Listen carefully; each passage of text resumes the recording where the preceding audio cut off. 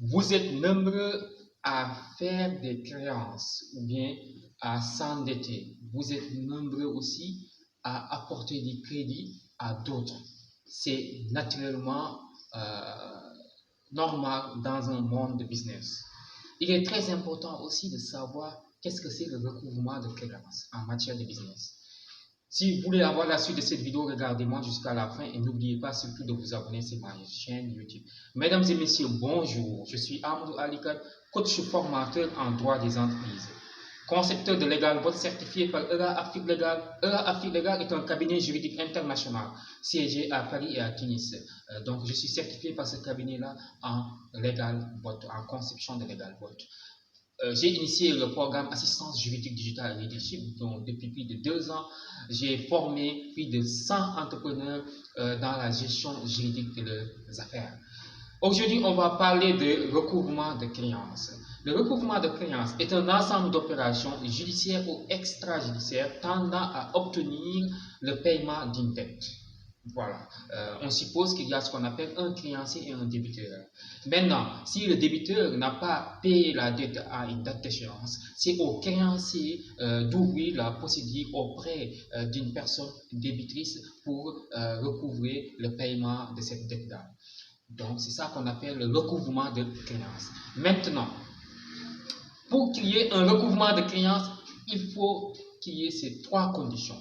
D'abord, il faut la certitude de la créance.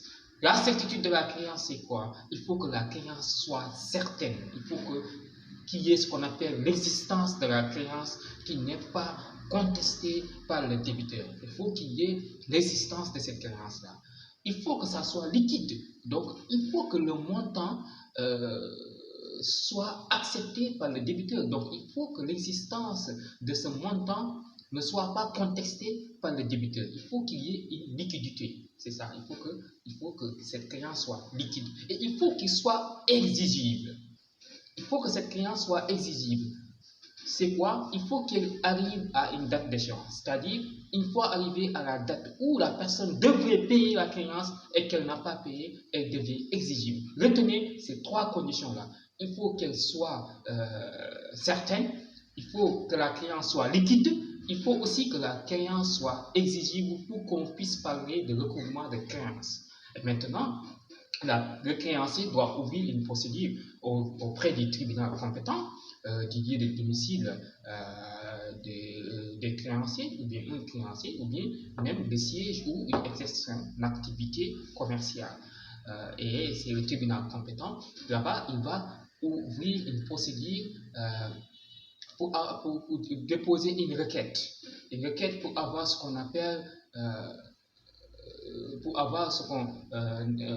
appelle un commandement de payer. Bon, il y a des gens qui appellent ça un commandement de payer ou bien injonction de payer. Donc voilà, c'est ce qui permet aussi comment dirais-je, à la personne débiteur, après avoir été signifié, de payer la créance avec un délai bien déterminé. C'est ce qu'on appelle le recouvrement de créance en grosso modo. Maintenant, si vous voulez avoir des formations en ligne complètes sur tout ce qui est de votre business, de votre activité commerciale, création de société commerciale, comment rédiger des contrats commerciaux, comment exploiter son fonds de commerce, contactez-moi au 77 290 28 30. Je vous donne la prochaine fois.